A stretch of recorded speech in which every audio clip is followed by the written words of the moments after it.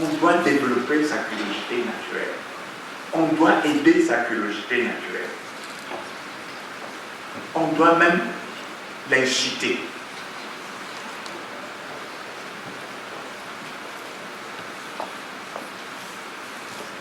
C'est à mon sens l'unique moyen de développer cette qualité dont nous avons parlé tout à l'heure, qui me semble être l'élément essentiel. Je pensais, et ça je le soumets à tout cet tapage scientifique, que ce qui est important pour cette éducation de questionnement, c'est d'enseigner ce que j'appelle les matières fondamentales. Je pense d'abord à la mathématique, parce qu'elle est à l'origine, elle est le fondement de toute science et le fondement de toute évolution. Nous devrons d'abord l'enseigner fondamentalement. La physique, parce qu'elle permet d'étudier, de changer, de moduler l'environnement. La philosophie, c'est la mère du questionnement.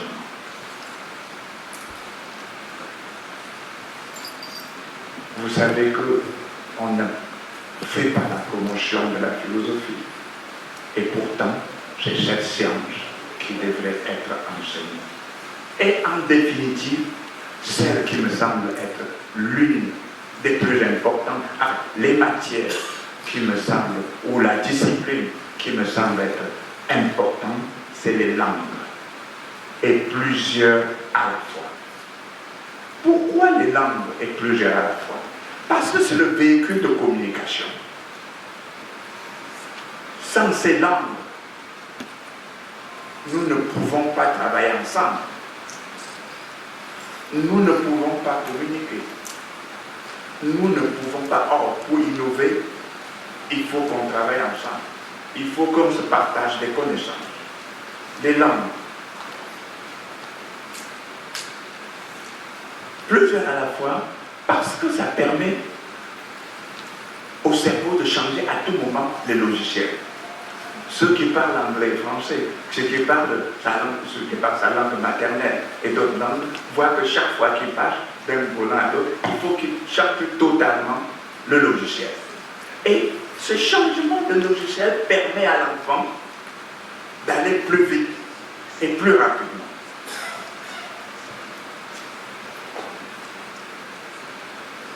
La langue est en fait la banque de nos données ou de nos connaissances socio-culturelles.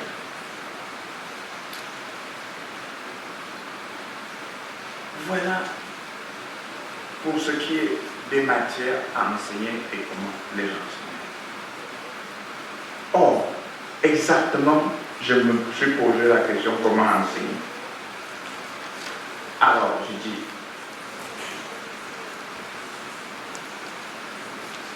dans la pratique de l'enseignement, nous devons inciter l'enfant à comprendre et ne pas à réciter. Nous devons même lui interdire de réciter. Nous devons l'inciter à poser des questions, et j'ai dit depuis le début. Nous devons les inciter, et nous qui suivons des thèses, qui suivons des mémoires, les inciter, ou même leur devoir, à terminer ces travaux par des questionnements. Ils n'ont pas besoin de trouver de solutions à ces questions. Il y aura d'autres. Et peut-être dans des années et des années, ces questions qu'ils ont posées trouveront absolument leurs questions.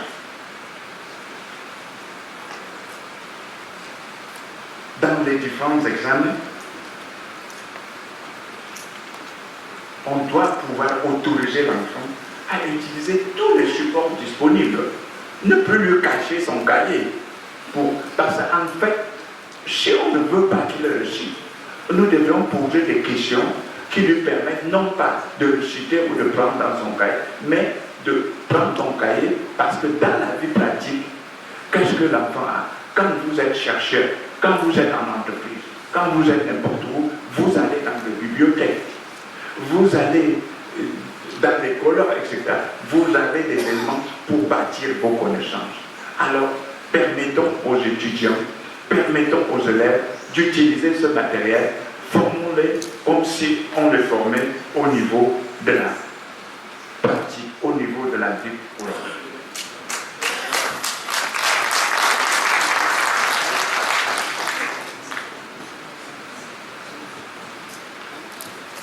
Je disais que l'enfant doit être mis dans des conditions normales, lui donner tout. Et cela permettra de résoudre un problème, et je veux paraphraser un éminent professeur qui est ici, qui est le professeur Emmanuel Ponty, ce qu'il a appelé les diplômes sexuellement transmissibles. Pourquoi? Parce qu'en fait, c'est parce que les enseignants ont raté leur mission essentielle. C'est parce que les étudiants ont cru comprendre que le diplôme était l'essentiel de leur vie et non pas la connaissance qu'ils avaient. Que cette qualité qu'ils sont partis à l'école, je disais, pour remplir, ce n'était pas pour remplir dans des conditions optimales. Or, s'agissant de cette qualité, comme je peux vous le dire tout à l'heure, tout de suite, dans cette qualité, toutes les recherches scientifiques aujourd'hui démontrent que nous n'utilisons que les savants les plus doués, les plus réputés, n'ont pu utiliser qu'un tiers de notre capacité. C'est dire que le jour où nous serons capables de permettre aux Africains de remplir chacun ce tiers, l'Afrique change du jour au lendemain. Le jour où nous serons capables, le monde sera capable d'utiliser les 2 tiers de cette mine, tout change. Tout change. Dès lors,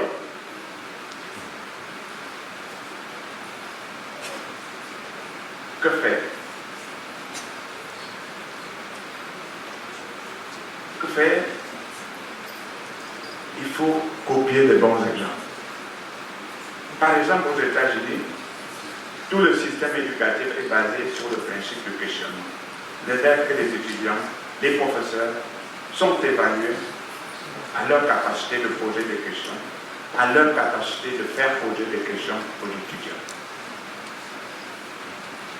Au Japon, il existe même des appareils qui poussent les enfants à poser des questions. En France, bien qu'ayant pris cela un peu en retard, a transformé déjà son système éducatif en un système de questionnement. Nous, en Afrique, nous prenons un retard abyssal. Mais cette école de questionnement doit permettre de produire des techniciens, des ingénieurs, des savants en quantité suffisante pour produire, pour innover bien, pour transformer notre Afrique en un espace qu'il faut construire. Un espace de pensée, un espace où tout fourmille. Les inventions, les innovations, les pensées. Cette école d'excellence va s'enrichir de la coopération avec les centres de recherche et les universités de référence mondiale, s'enrichir des colloques comme celle-ci. C'est le cas de notre université, Piketokam Institute of Excellence, où nous avons fait, j'allais dire, des coopérations avec une université américaine, une université chinoise, et on est en processus avec une université indienne. En conclusion, L'école du questionnement permettra de créer la nouvelle Afrique. Une Afrique qui a confiance en soi. Une Afrique dont le manuel scolaire doit traiter de la culture africaine, de l'histoire africaine, donner la vraie image de l'Afrique, inculquer la fierté de la dignité, de la pensée positive et de la responsabilité personnelle. Une Afrique qui innove. Une Afrique qui persévère. Une Afrique en réalité qui est capable d'endurer. Une Afrique que nous voulons souhaiter de tous nos voeux. Je voudrais vous remercier en plusieurs langues africaines pour vous dire combien je suis attaché à plusieurs langues. Merci à Kiva, à Santé, Osoko, Djarama. Thank you.